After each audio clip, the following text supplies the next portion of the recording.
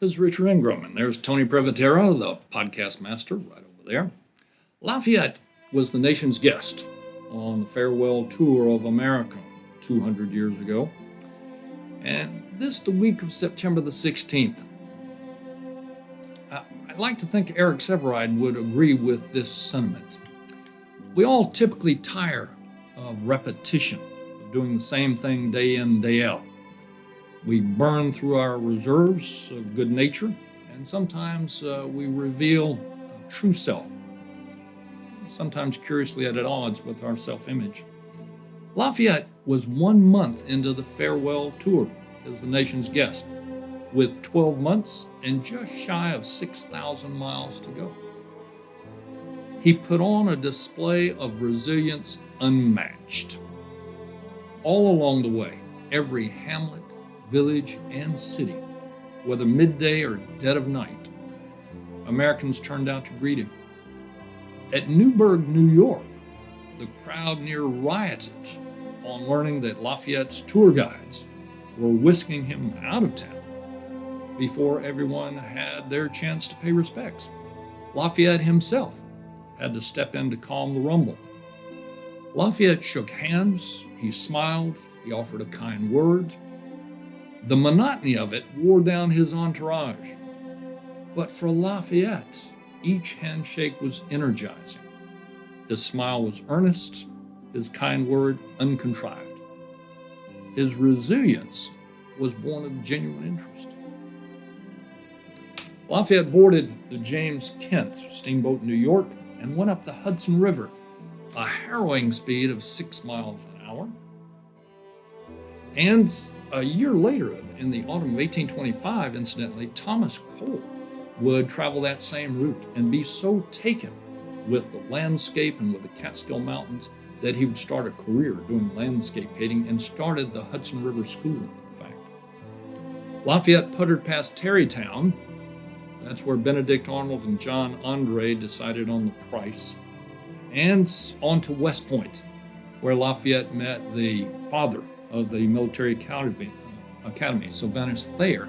And right outside the gates of West Point, still standing today, is the Thayer Hotel.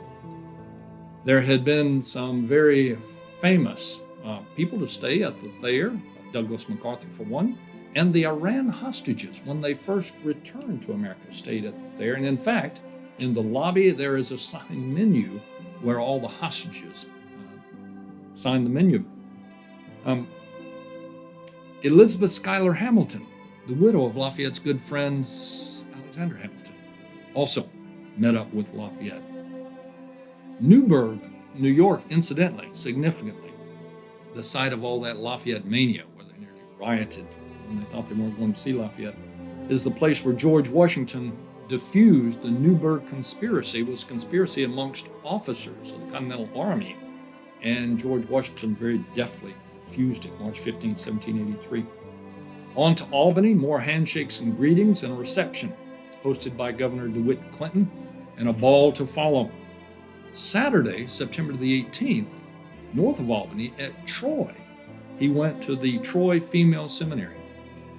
This was another example of Lafayette pointing out by his behavior that he supported educating women, that he admired women who were smart and who were vocal.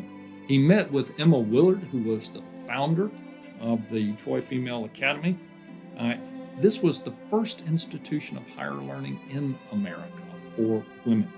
Today, it operates as the Emma Willard School, and it's a college preparatory for women.